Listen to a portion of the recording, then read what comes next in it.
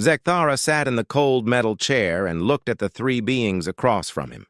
The Galactic Peace Commission wanted answers, and he was the only Korthak survivor who had seen it all from the beginning. His forearms shook slightly as he remembered those terrible days when everything the Korthak Empire believed about war and conquest fell apart because of one strange species. The first time Zekthara saw humans was 3 years ago when Admiral Vex Morin led the greatest fleet in Korthak history toward a small yellow star. Intelligence reports said the third planet held a species that had just learned to travel between stars. It should have been easy. The Korthaks had done this same thing 847 times before with 847 different species. Every single one had surrendered.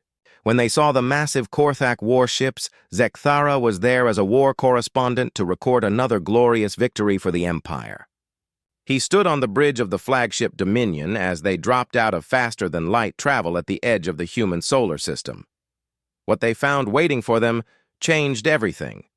The humans had only 12 ships compared to the Korthak's 300 vessels. The human ships were small and looked like they were built from scrap metal. Admiral Vex Morin laughed when he saw them through the view screen. The ships were so primitive that they still used chemical rockets for some of their maneuvering. Captain Jake Morrison commanded the lead human vessel called Defiance. When Admiral Vex Morin opened communications, he expected the usual begging and pleading that came from species about to be conquered. Instead, Morrison appeared on screen wearing a simple blue uniform with no fancy decorations. He had short brown hair and calm gray eyes that showed no fear. Admiral Vex Morin began the standard speech that had worked 847 times before. He told the humans that resistance was useless and that immediate surrender would mean better treatment under Korthak rule. He explained that the Korthak Empire was vast and powerful beyond human understanding. He offered the humans the chance to keep their lives if they submitted peacefully. Morrison listened to the entire speech without interrupting. When the Admiral finished, Morrison was quiet for almost a full minute. Then he smiled and said 4 words that Zekthara would never forget. Morrison said, "Come and take it."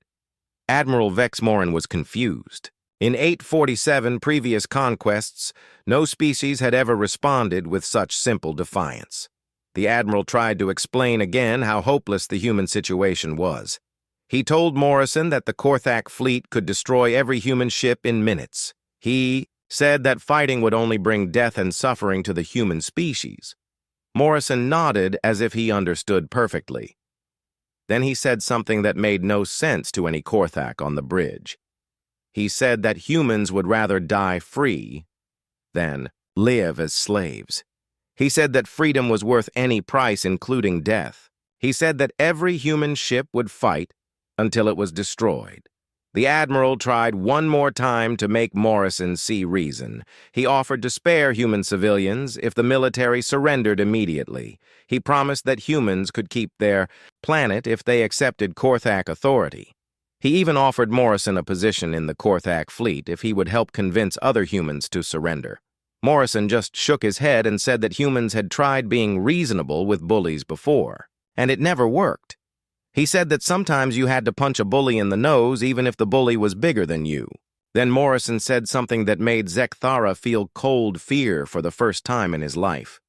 Morrison said that humans had been preparing for this day since they first looked up at the stars. He said that every human knew that someday they would meet a species that wanted to take their freedom away. He said that humans had spent generations learning how to fight enemies who were stronger and better equipped than they were. Admiral Vex Morin finally gave up trying to talk and ordered the attack. The Korthak fleet moved forward, expecting the humans to run or surrender at the last moment. Instead, the human ships charged straight at the Korthak formation. 12 tiny ships against 300 massive warships. What happened next was the first sign that humans were different from every other species in the galaxy. Instead of trying to preserve their ships, the humans used them as weapons. 3. Human vessels rammed directly into Korthak destroyers and exploded. The explosions were so powerful that they took out 6 more Korthak ships. The remaining human ships fought like nothing Zekthara had ever seen. They ignored damage that would have forced any other species to surrender. Human ships kept fighting even after they lost weapons and engines. One human vessel continued attacking using only emergency thrusters, and a single damaged cannon. Captain Morrison's ship Defiance was the last human vessel still fighting. It had lost half its hull and was leaking atmosphere, but Morrison refused to surrender. Admiral Vex Morin personally targeted the Defiance with the flagship's main weapons. The human ship exploded in a ball of fire that lit up the darkness of space. The battle was over, but Admiral Vex Morin did not feel victorious. The humans had destroyed 18 Korthak ships and damaged dozens more. No species had ever inflicted such losses on a Korthak fleet before surrendering. The admiral kept staring at the wreckage of the human ships and asking himself what kind of species would fight so desperately for something as meaningless as freedom. Zekthara knew that the admiral was thinking the same thing that every Korthak on the bridge was thinking. They had won the battle, but somehow it felt like they had lost something important. The humans were dead, but their defiance seemed to hang in the space around them like a ghost that would not rest. That was when they received the transmission from the human planet. A woman's voice came through the communications system and told the Korthak fleet that Earth had received Morrison's final message. She said that every human on the planet now knew that the Korthaks could be hurt and that freedom was worth fighting for. She said that the real war was just beginning. Zekthara closed his eyes and tried to forget what he had witnessed during the invasion of Earth, but the memories would not leave him alone. The Galactic Peace Commission needed to understand what made humans so different from every other species. The Korthaks had conquered. The answer was simple and terrifying at the same time. Humans fought for ideas instead of survival. After the space battle, Admiral Vex Morin ordered the invasion of the human home world. Intelligence reports said Earth had a population of 8 billion humans with only basic military technology. The Korthak ground forces had conquered planets with much stronger defenses. General Morgoth led 2 million Korthak warriors in the largest planetary assault in Empire history. The humans were commanded by General Lisa Hayes and Admiral Robert Kane. Zekthara had studied their military records and found nothing impressive. Hayes had spent most of her career fighting small wars between human nations. Kane had never commanded more than 50 ships at one time. Neither of them had any experience fighting an advanced alien species. What Zekthara did not understand was that humans had been practicing for this war their entire history. Every human conflict had taught them something about fighting enemies with better weapons and superior numbers. They had learned that victory did not always go to the strongest army, but to the army that wanted to win the most. The first sign that something was wrong came when Korthak dropships landed in human cities. Instead of civilians running in panic, the humans fought back with whatever weapons they could find. Old humans and young humans stood side by side throwing rocks and bottles at Korthak soldiers. Even human children helped by carrying ammunition to the fighters. General Morgoth could not understand why human civilians would risk their lives to fight trained warriors. In every other conquest, civilians had hidden until the fighting was over. The Korthak military doctrine was designed to fight other armies, not entire populations. When everyone became a soldier, the rules of war stopped making sense. The human military used tactics that no civilized species would consider. They hid weapons. In schools and hospitals, they dressed soldiers like civilians and civilians like soldiers. They used children to carry messages and supplies through battle zones. Every human settlement became a fortress that had to be taken building by building. Commander Steve Rogers led the defense of a human city called New York with only 300 Marines against 10,000 Korthak warriors. Instead of meeting the Korthaks in open battle, Rogers divided his force into small groups that attacked and disappeared. The Marines used the city itself as a weapon, turning every street into a trap. Zekthara watched from a command ship as the battle for New York lasted for 6 weeks. The Korthaks had superior weapons and armor, but the humans knew every hiding place in their city. Marines would appear from sewers and subways to attack Korthak patrols, then vanish before reinforcements could arrive. What disturbed Zekthara most was how humans treated their wounded and dead.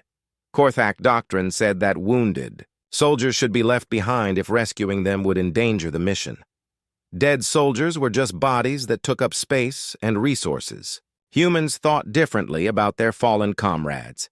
Sergeant Amy Collins became famous throughout the Korthak army for something no logical being would do.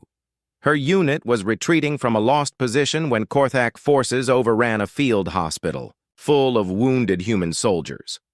Collins could have escaped with her men, but instead she stayed behind to fight a delaying action. Collins held off an entire Korthak battalion for 6 hours, using only a damaged rifle and whatever ammunition she could find on dead soldiers. She was not trying to win the battle or save the hospital. She was buying time for other humans to remove their wounded and dead before the Korthaks could capture or desecrate the bodies. When Collins finally ran out of ammunition, she continued, fighting with a broken piece of metal until Korthak soldiers overwhelmed her position. The tactical value of her sacrifice was minimal, but the effect on human morale was enormous. Every human soldier who heard the story fought harder because they knew their comrades would never abandon them. General Morgoth tried to use human emotions against them by threatening to execute prisoners unless human forces surrendered. This strategy had worked on dozens of other species who valued individual lives over military objectives. Humans responded by fighting even more desperately to prevent their soldiers from being captured alive. The psychological warfare that worked on other species made humans angrier instead of more afraid. When Korthaks broadcast images of destroyed human cities, the humans used the pictures as recruitment tools. When Korthaks threatened human families, the humans fought like wild animals to protect them. Fear made other species surrender, but it made humans more dangerous. Admiral Kane developed a strategy that confused every Korthak commander.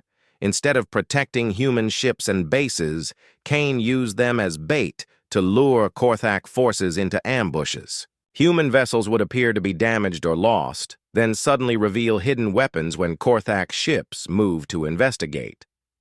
The humans had learned something that the Korthaks did not understand.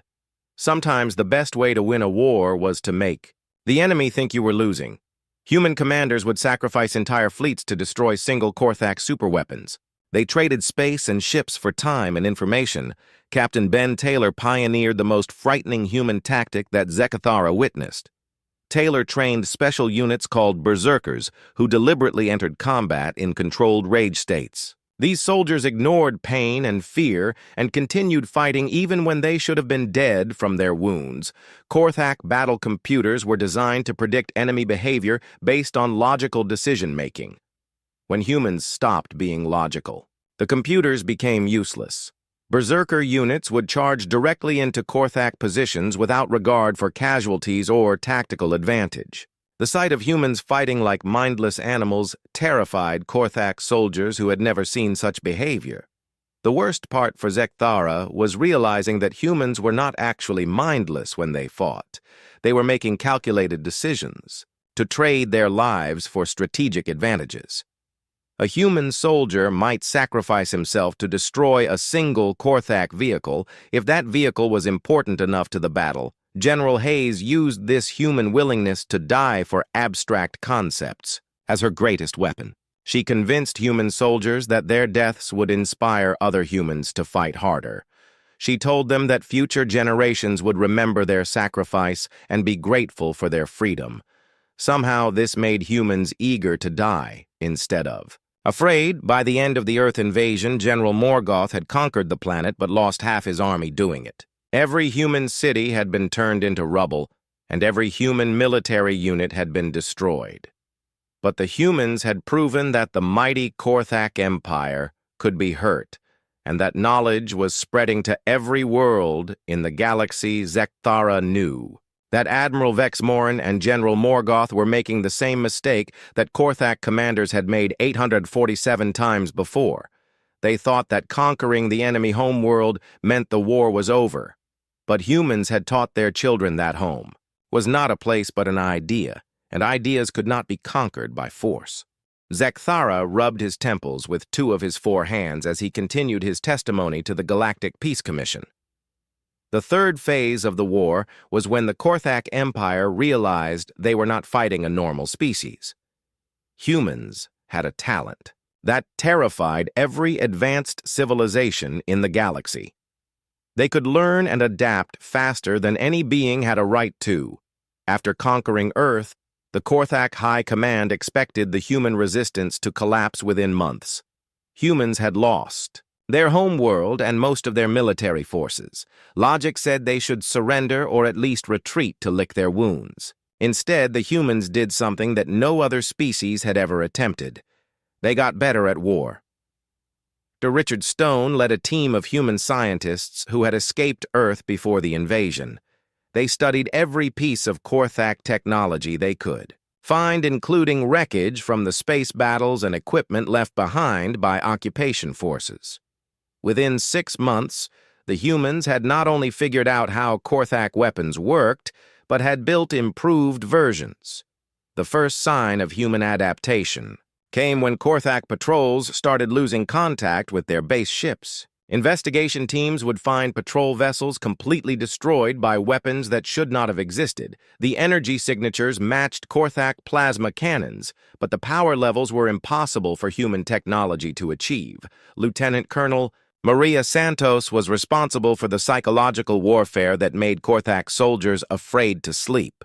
Santos had studied Korthak biology and discovered that their hearing was more sensitive than human ears. She used this knowledge to create sonic weapons that could drive Korthak troops insane with frequencies that humans could barely hear. Santos would broadcast human war songs and battle cries across Korthak communication channels during night operations. The sounds were designed to trigger fear responses in Korthak brains while inspiring human fighters to greater fury. Korthak soldiers began reporting nightmares about human voices calling for revenge from beyond death. The psychological attacks became so effective that Korthak commanders had to rotate their troops off front-line duty after only weeks of exposure. Entire Korthak units requested transfer to other sectors rather than face the human psychological warfare. Some Korthak soldiers suffered permanent mental damage from exposure to human sonic weapons. Captain Ben Taylor expanded his Berserker program into something that violated every rule of civilized warfare. Taylor discovered that humans could enter combat trance states that made them immune to pain and fear. These Berserker units would attack Korthak positions while screaming ancient, human war cries that froze Korthak blood. The Berserkers painted their faces with human blood and wore the bones of dead enemies as decorations. They carried primitive weapons alongside advanced firearms because they wanted to kill Korthaks with their bare hands.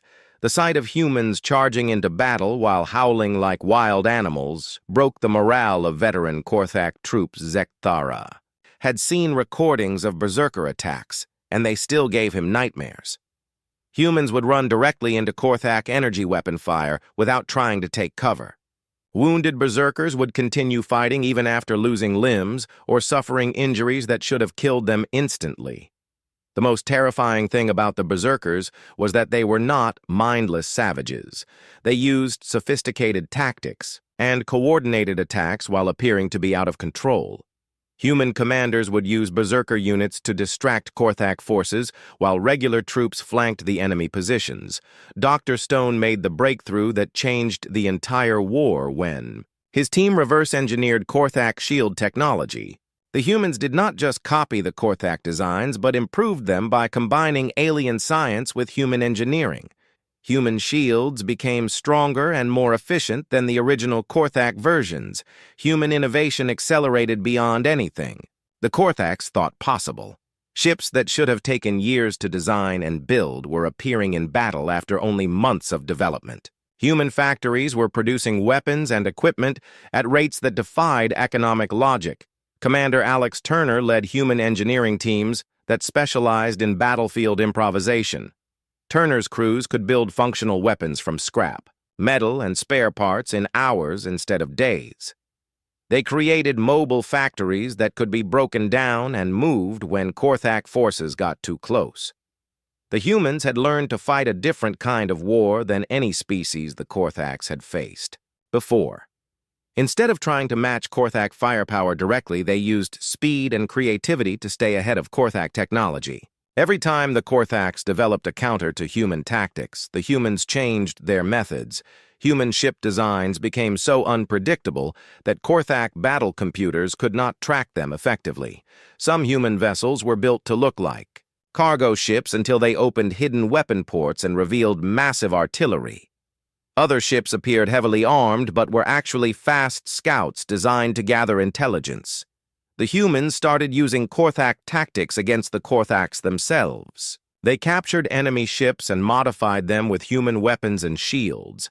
Human crews would use captured Korthak vessels to approach enemy formations, then reveal their true identity at point-blank range. Captain Peter Clark pioneered the human strategy of total war that confused every Korthak commander. Clark's engineering units would destroy infrastructure not to harm civilians, but to force Korthak occupation forces to waste resources on humanitarian aid. The humans had weaponized compassion itself. Korthak doctrine required occupying forces to maintain basic services for conquered populations. When humans destroyed power plants and water treatment facilities, the Korthaks had to divert military resources to prevent civilian suffering.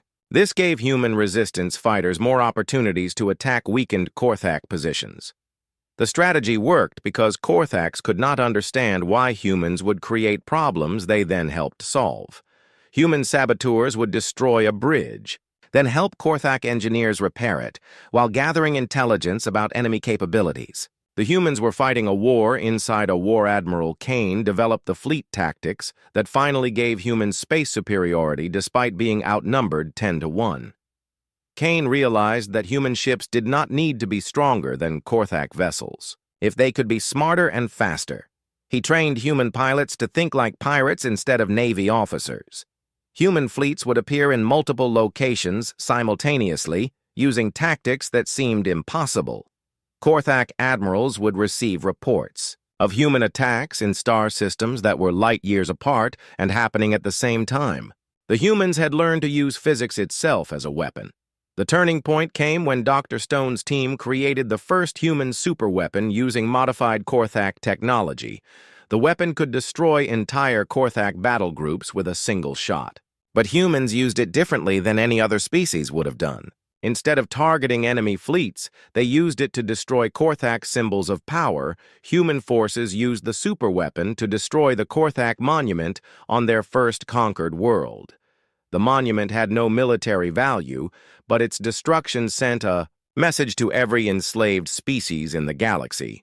The message was simple, but revolutionary. It said that Korthak power was not absolute and could be challenged. Zekthara realized that the humans had turned the war from a military conflict into something much more dangerous.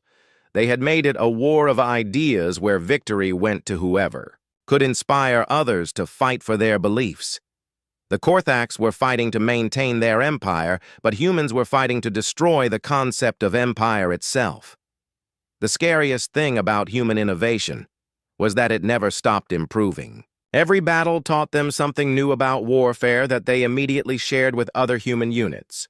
The humans treated war like a science where failure was just another form of data to be analyzed and used. By the end of the third phase, human technology had advanced centuries beyond what should have been possible in such a short time. The species that had been using chemical rockets just months before was now building weapons that could challenge the greatest empire in galactic history. Zekthara paused in his testimony to the Galactic Peace Commission and stared at his hands. The fourth phase of the war was when everything the Korthak Empire believed about military superiority and technological advantage proved to be wrong. It was when a species that should have been extinct started winning battles they had no right to win. The moment Zekthara knew the war was lost came during the Battle of Kepler Station. Admiral Kane's human fleet had been defending the station for 3 months against overwhelming Korthak forces. Intelligence reports said the human fleet was down to less than 30 ships and was running out of ammunition, and Fuel Admiral Vex Morin personally led a massive Korthak battle group to finish off the human resistance. The attack should have been a simple cleanup operation against desperate survivors. Instead, it became the greatest military disaster in Korthak history and the beginning of the end for the Empire. The human fleet at Kepler Station fought exactly as Korthak strategists expected. They used hit-and-run tactics to slow the Korthak, advance but gradually fell back toward the station itself. Admiral Kane's ships took heavy damage and several were destroyed in the fighting. Everything suggested that the humans were making their last stand. Admiral Vex Morin moved his entire fleet into position to destroy the station and end human resistance in that sector. The Korthak ships formed a massive battle line that stretched across space like a wall of death. Every weapon was targeted on the remaining human vessels and the station they were defending. That was when Admiral Kane revealed the trap he had been preparing for months. The damaged human ships suddenly accelerated toward the Korthak line while broadcasting a signal that activated hidden weapons placed throughout the asteroid field around Kepler Station. The asteroids themselves became missiles guided by human remote control. But the real surprise came from behind the Korthak fleet, where space itself seemed to tear open and reveal dozens of human warships that should not have existed. The ships emerged from a nebula that Korthak sensors had dismissed as empty space. The humans had been building a secret fleet using debris from previous battles. Admiral Kane had spent months convincing the Korthaks that his forces were trapped, and desperate while actually preparing the largest ambush in military history. The human ships that emerged from the nebula were not just rebuilt versions of destroyed vessels, but entirely new designs that incorporated the best of human and Korthak technology. The battle became a massacre, but this time the Korthaks were the victims. Caught between the station defenses and the surprise fleet, the Korthak formation collapsed into chaos. Ships that had been hunting humans for months found themselves surrounded by enemies who knew every weakness in Korthak armor and shield Zekthara. Watched from the flagship as Admiral Vex Morin tried to rally his forces, but the humans had learned to think like Korthaks while keeping their own unpredictable nature. Every time the Admiral attempted to reorganize his battle line, human ships would appear in impossible locations and destroy key vessels. The humans had turned the Korthak advantage in numbers into a disadvantage by making it impossible for Korthak ships to support each other. Individual human vessels would challenge entire Korthak squadrons to single combat, then lead them into killing zones where other human ships waited in ambush. Admiral Kane himself appeared on the communication system as the Korthak fleet burned around them. He told Admiral Vex Morin that humans had been studying Korthak tactics for months and had learned to predict every move the Empire would make. He said that Korthaks fought like machines, but humans fought like artists.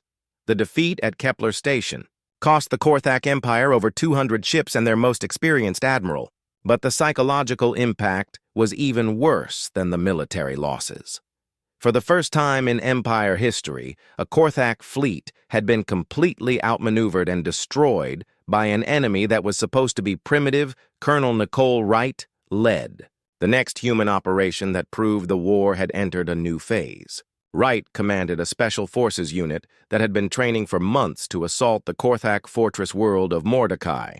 The planet was protected by orbital defense platforms, and a garrison of 50,000 Korthak warriors. Intelligence said that Mordecai was impregnable and that any attack would require a fleet of at least 500 ships to have any chance of success. The humans had fewer than 50 vessels available for the operation.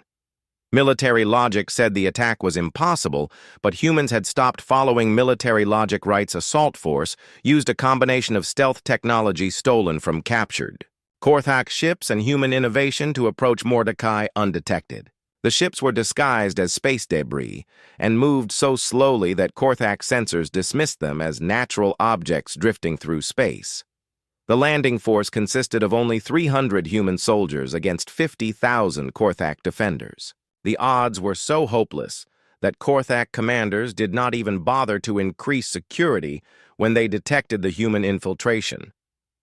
They assumed it was a desperate suicide mission that would fail within hours. Wright proved them wrong by doing something no military commander in galactic history had ever attempted. Instead of attacking military targets, her forces went after Korthak cultural sites and monuments. Human soldiers destroyed museums and libraries while avoiding enemy troops whenever possible. The psychological impact of losing their cultural heritage was devastating to Korthak morale. The garrison troops had been trained to defend military installations, but they had no protocols for protecting art and history. Many Korthak soldiers abandoned their posts to try to save irreplaceable artifacts. Wright's strategy was based on human understanding of what truly mattered to a civilization.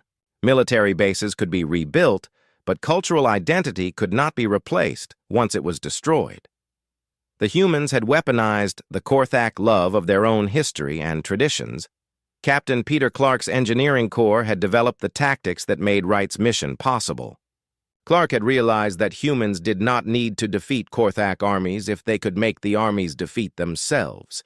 His teams specialized in creating chaos that forced enemies to waste resources, solving problems. Clark's crews would destroy civilian infrastructure like power plants and communication networks, then immediately offer to help repair the damage. While Korthak engineers worked alongside human technicians to restore services, the humans were actually gathering intelligence and planting surveillance devices.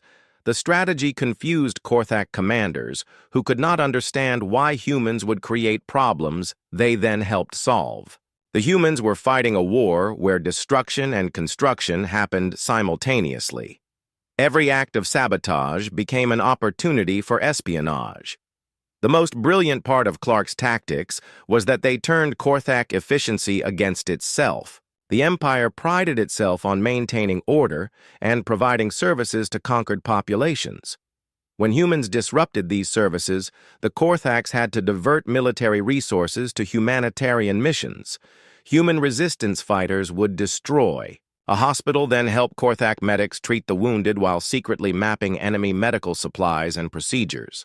They would sabotage food distribution centers, then assist in relief efforts while learning about Korthak logistics and supply chains. Admiral Kane used the intelligence gathered by Clark's teams to plan attacks that seemed impossible. Human fleets would appear at exactly the right time and place to intercept Korthak supply convoys or reinforcement columns. The humans always seemed to know where Korthak forces would be before the Korthaks knew it themselves. The turning point in space combat came when human pilots started using Korthak psychology against enemy crews. Human ships would broadcast messages, in perfect Korthak language, claiming to be reinforcements or giving false orders. Confused Korthak vessels would lower their shields or change course based on fake communications. Captain Susan Blake pioneered the human tactic of attacking enemy morale instead of enemy ships.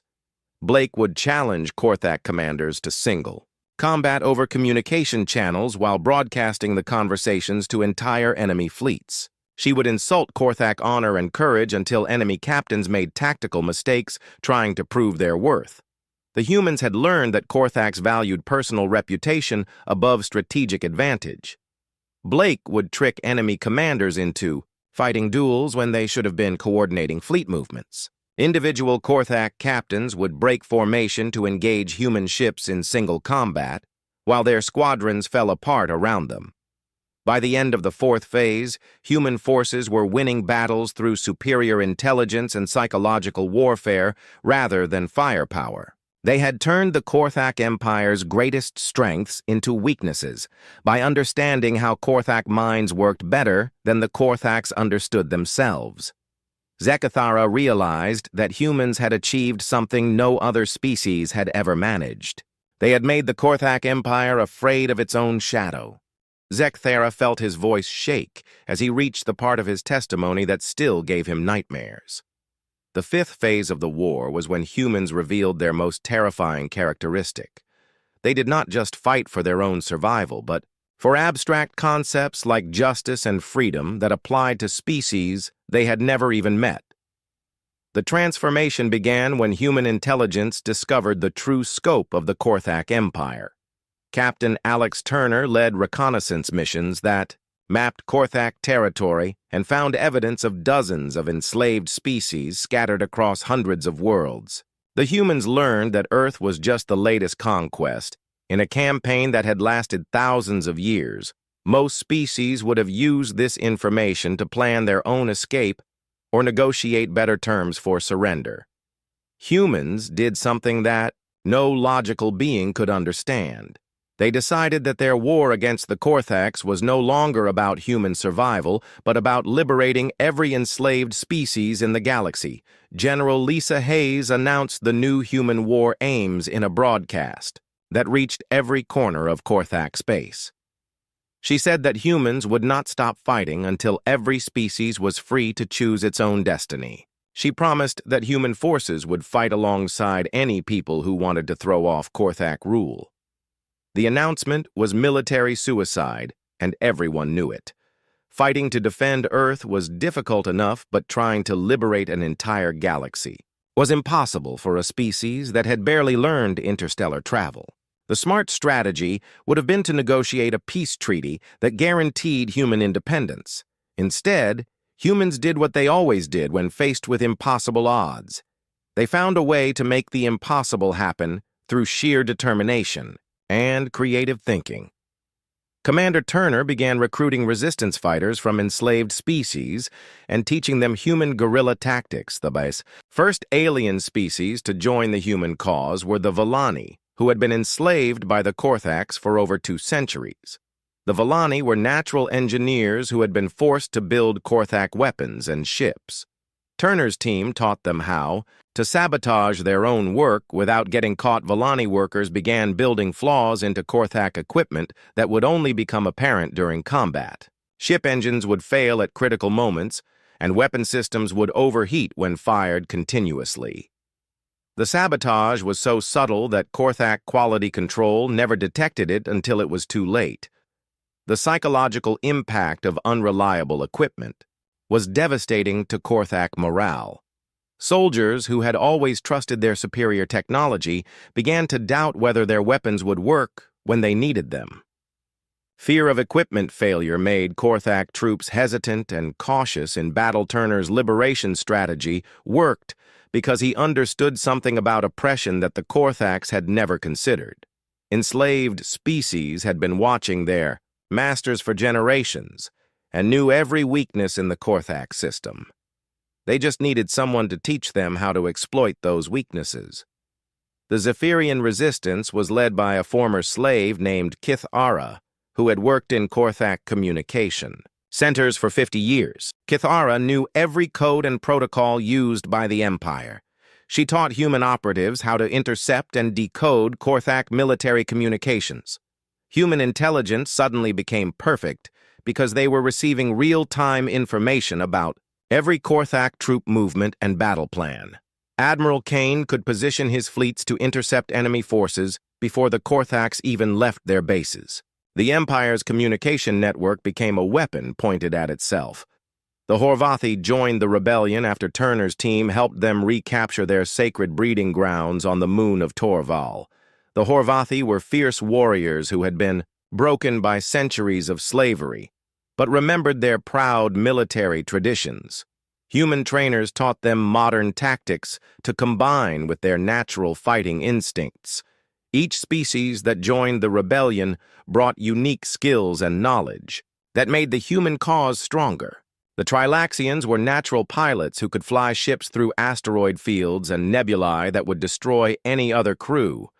The Omnari were living computers who could hack Korthak systems faster than electronic warfare programs. Admiral Susan Blake coordinated the multi-species fleets that began appearing throughout Korthak territory.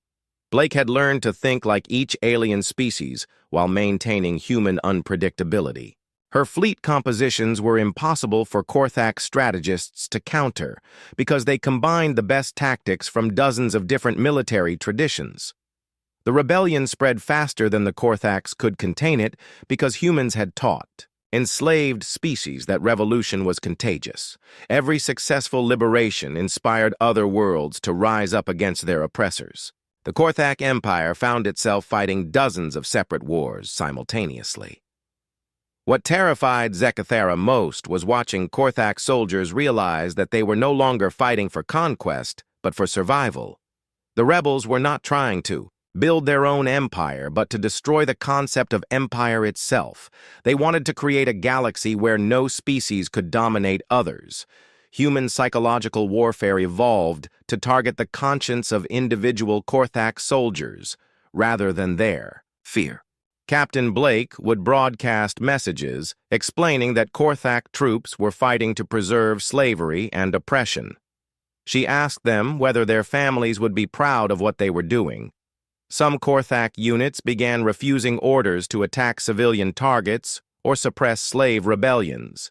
Military discipline started breaking down as soldiers questioned whether they were fighting for honor or just maintaining an evil system. The Empire's greatest strength had always been absolute obedience, but humans had weaponized doubt the breaking. Point came when human forces liberated the Korthak prison world of Nexus Prime, where the Empire kept political prisoners from across the galaxy. The planet held representatives from every species the Korthaks had conquered, including several who had been imprisoned for over 1,000 years. Turner's Liberation Force consisted of human special operations troops, working alongside volunteers from dozens of species. The attack was coordinated perfectly, using intelligence provided by former slaves who knew every detail of the prison's layout and security systems. The liberation of Nexus Prime was broadcast across the galaxy and showed enslaved populations that the Korthak Empire could be defeated. Former prisoners who had become legends in their own cultures returned home to lead resistance movements. The psychological impact was impossible for the Empire to counter. Dr. Richard Stone developed the weapons that made large-scale rebellion possible by creating technology that could be manufactured by primitive industrial systems. Stone's designs allowed enslaved species to build effective weapons using basic materials and simple tools. The rebellion became self-sustaining because humans had taught other species to think like humans. Every act of resistance inspired more resistance until the Korthak Empire was spending more resources suppressing rebellions than fighting the human military. Admiral Kane's final strategy was to offer every Korthak soldier and civilian the chance to join the rebellion and help build a better galaxy. He promised that humans harbored no hatred for individual Korthaks, but only opposed the system of oppression they had created. Some Korthaks began defecting to the human cause and providing intelligence about Empire military plans and weaknesses. The defectors were treated as honored allies rather than conquered enemies. Humans had learned that forgiveness was more powerful than revenge for winning hearts and minds. The most devastating blow to Korthak morale came when Turner's intelligence network discovered that the Empire had been lying to its own people about the nature of their conquests. Korthak civilians had been told that they were bringing civilization to primitive species, not enslaving advanced cultures. When the truth about the Empire's crimes was broadcast throughout Korthak space, many civilians began demanding that their government end the war and free the enslaved species. The Korthak military found itself fighting a war that its own people no longer supported. Zechithara realized that humans had achieved something unprecedented in galactic history. They had turned a war of conquest into a war of liberation that united dozens of species against a common enemy. The Korthak Empire was not just losing battles, but losing the moral authority to exist. The humans had proved that freedom was not just a human concept, but a universal desire that could inspire any species to fight against oppression. They had weaponized hope itself and turned it against the greatest empire in the galaxy. Zechithara took a deep breath and prepared to tell the Galactic Peace Commission about the end of the war that changed everything. The final phase began when human scientists, led by Dr. Marcus Webb, accomplished something that should have been impossible.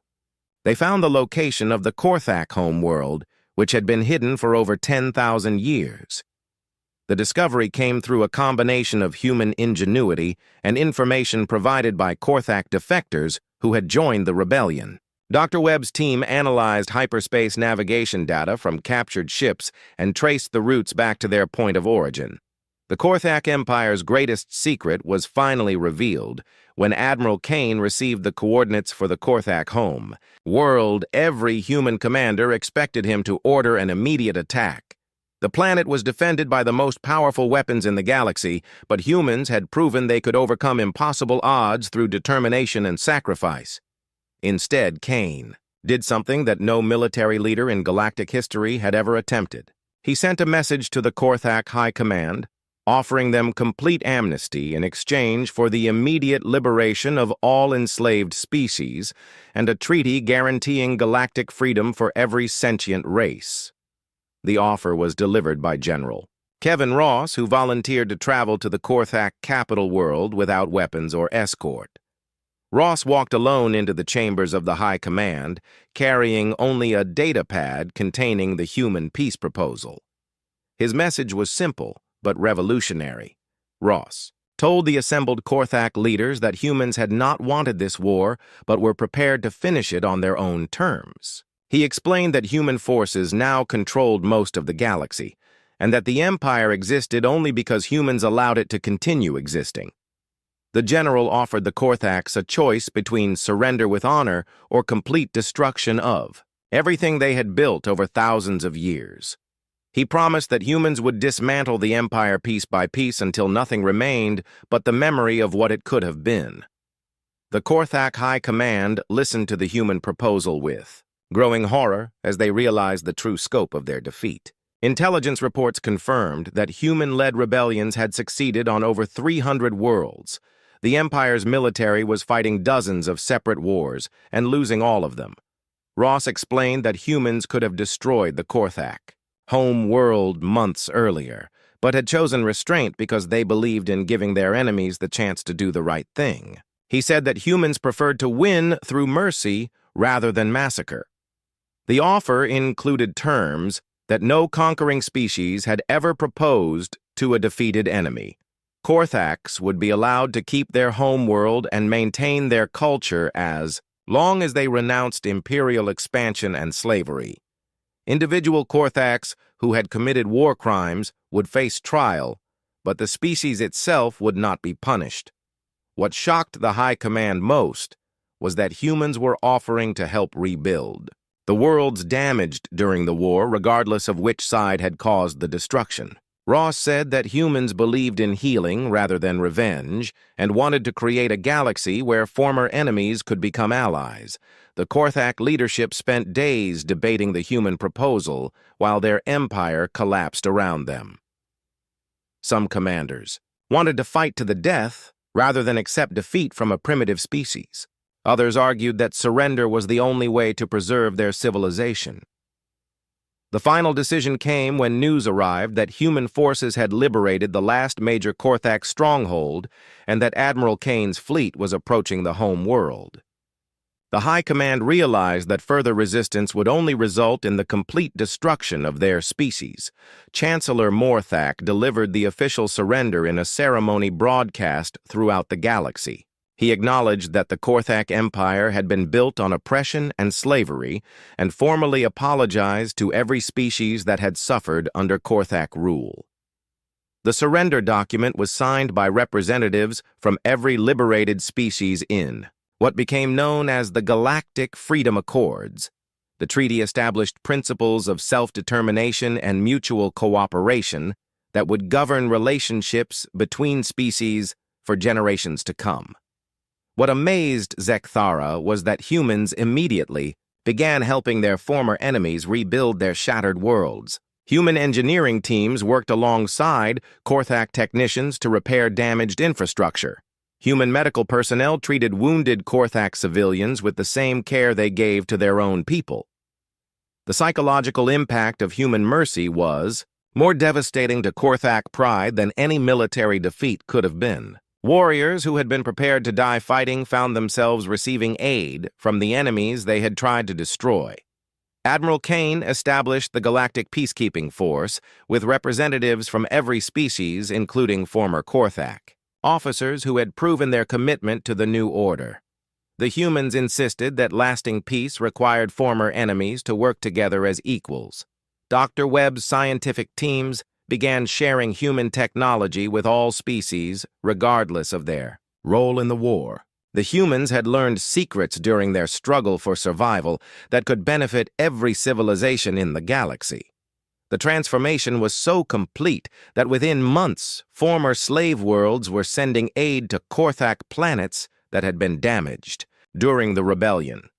Species that had been enemies for centuries were cooperating to build a better galaxy for everyone.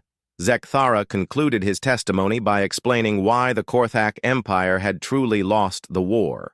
The humans had not defeated them through superior firepower or advanced technology, but through moral superiority and the power of their ideals. The interviewer from the Peace Commission asked Zekthara what made humans different from the 847 other species the Korthaks had conquered. His answer had haunted him since the day General Ross walked unarmed into the high command chambers. Zekthara said that every other species had fought to survive, while humans fought because they believed in something worth dying for. The Korthaks had spent thousands of years perfecting the art of war, but humans had mastered something far more powerful. He explained that you cannot defeat an enemy who considers death in service of their ideals to be victory rather than defeat. When humans decided that freedom was more important than life, they became unstoppable because they had nothing left to lose. The final question asked whether Zekthara believed the peace would last, or if humans would eventually build their own empire to replace the Korthak system. His answer surprised everyone. In the chamber, Zekthara said that humans had taught the galaxy something that no species had understood before. True power came not from the ability to dominate others, but from the wisdom to know when not to use that power. He pointed out that humans could have enslaved every species in the galaxy, but instead chose to liberate them. They could have built the greatest empire in history, but decided to create a system where empires could never exist again. The war correspondent who had witnessed the rise and fall of the greatest military power in galactic history ended his testimony with words that would be remembered for generations. He said that humans had won the war, not by becoming better at fighting, but by proving there was something better than fighting. Zekthara told the commission that the humans had given the galaxy its greatest gift by showing that even the most primitive species could achieve greatness through courage and compassion. They had proved that hope was stronger than fear and that freedom was worth any sacrifice. The old Korthak looked at his interviewers and said that he hoped they would remember the lesson humans had taught through their blood and sacrifice. Sometimes, the most advanced species was not the one with the best weapons, but the one with the strongest principles. As Zekthara left the hearing chamber, he thought about the human memorial that had been built on the site of the first battle where Captain Morrison had said, "Come and take it." The inscription simply read that courage was not the absence of fear, but action in spite of fear. The memorial reminded every visitor that humans had faced the greatest empire in galactic history, with nothing but 12 small ships and the unshakable belief that freedom was worth fighting for. They had proved that sometimes David really could defeat Goliath if David refused to give up.